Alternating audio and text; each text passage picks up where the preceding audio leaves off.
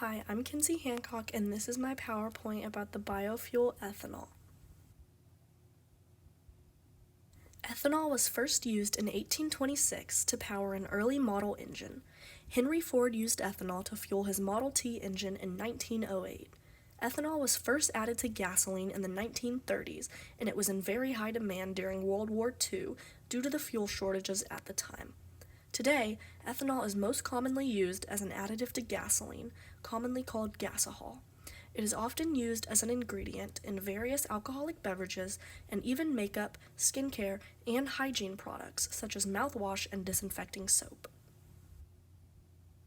One of the ways that ethanol is grown is the fermentation of sugars and starch in various crops such as wheat, corn, sunflowers, potatoes, sugarcane, and rice. In the United States, the majority of ethanol is made from corn because it is inexpensive and abundant. Sugar crops are the easiest crops to turn into ethanol. A recently discovered experimental process has been used to produce cellulosic ethanol, which can be made from grasses, trees, and crop wastes. These items require less energy production, water, and fuel than crops. However, the economical production for this fuel has been challenging to fulfill. As of right now, ethanol is widely available in the United States. The fact that ethanol is both renewable and can be produced right here in the U.S. contributes to our nation's easy access to biofuel.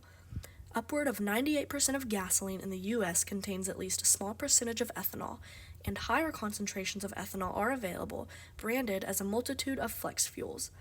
The Midwestern region of the United States claims 93% of the domestic ethanol production, around 16.3 billion gallons annually.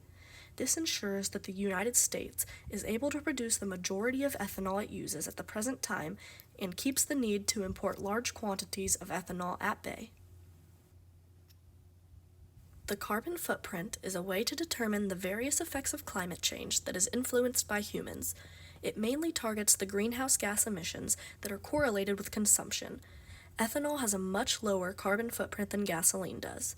Ethanol reduces greenhouse gas emissions by approximately 32 to 62% when compared to gasoline, and cellulosic ethanol can reduce emissions by more than 100%. Ethanol benefits the environment by improving air quality and alleviating climate change. It also allows access to many job opportunities, especially in rural areas. Even though ethanol is much better for the environment than gasoline, there are still many downsides to take into consideration. For example, ethanol can play a role in melting sea ice, increasing temperatures, ocean acidification, and deforestation. There have been a multitude of programs and incentives, many from the United States government, introduced to communicate the uses of ethanol to the public.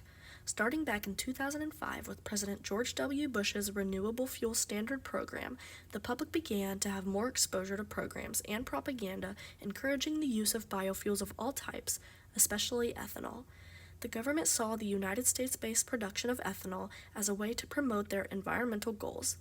Not only could our country lower pollution emissions by using ethanol, but it also had the potential to make us less energy dependent on other countries. They communicated these ideas to the public with advertising, grants, incentives, loans, and even tax breaks. Farmers and landowners who were willing to grow crops for ethanol production were given financial help and tax breaks through federal programs such as the Biomass Crop Assistance Program. I think that the incorporation of ethanol into gasoline is a good thing. I believe it helps to reduce the harsh effects that gasoline has on our environment. Personally, I think that it could be helpful to figure out a way to add more ethanol to gasoline. That way the gasoline is being diluted and it isn't harming the environment as badly as it is now. If funding were not an obstacle, a multitude of farms could be opened that strictly produce sugar crops, as those are the easiest ingredients to make ethanol.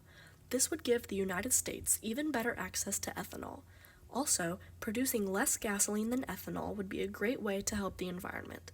With unlimited funding, research could be done to find a way for cars to run strictly on ethanol. If cars can run on ethanol and don't require any gasoline at all, it would benefit the environment immensely by causing less pollution and reducing climate change and deforestation.